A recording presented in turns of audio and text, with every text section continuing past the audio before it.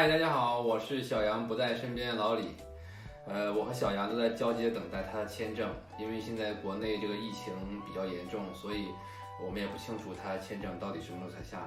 我这边非常想念小杨，非常担心他，也希望这次疫情赶快被控制住，然后顺利地度过这个难关。小杨特别喜欢吃一道菜，白菜炖豆腐。今天下班的时候，我买了一颗大白菜，然后买了豆腐，还有五花肉。已经好久没做白菜炖豆腐了，在小杨来之前练习一下这道菜，白菜炖豆腐。咱们大白菜啊，不要切，直接手撕成大大的块儿，这样做出来的白菜炖豆腐呀更好吃。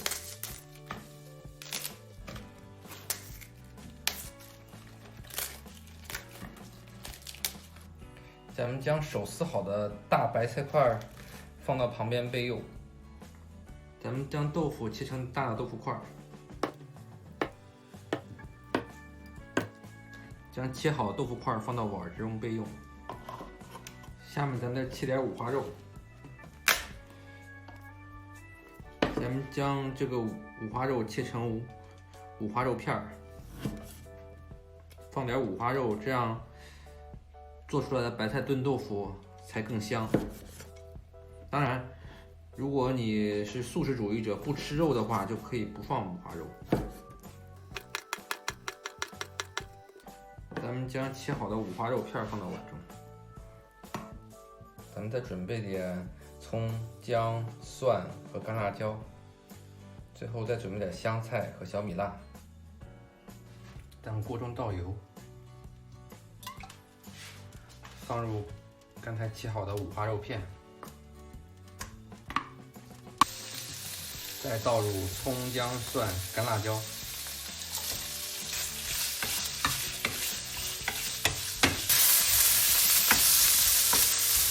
咱们将五花肉炒熟以后，加入3勺生抽、1大勺老抽、1大勺蚝油，然后继续翻炒，然后加入手撕好的白菜。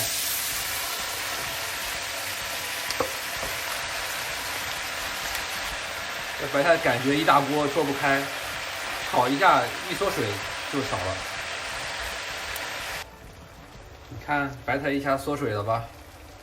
然后咱们再加入刚刚切好的豆腐，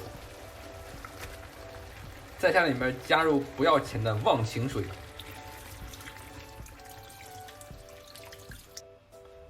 咱们盖上锅盖炖5分钟。5分钟以后，如果喜欢吃粉丝的，可以再向里边加入泡好的粉丝，再向里边加入盐、鸡精，然后咱们盖上锅盖再炖5分钟。5分钟到了，在出锅前呢，再加上切好的香菜和小米辣。哇，好香！咱们的白菜炖豆腐做好了，这一大锅太香了。咱们的白菜炖豆腐做好了，小杨要是看见了，绝对要馋死了。白菜炖豆腐配上米饭，我估计2、3碗都不够。大家喜欢的话，赶快试一下吧。开饭喽！这道白菜炖豆腐是小杨最喜欢吃的一道菜，非常下饭。好久不做了，没有失水准，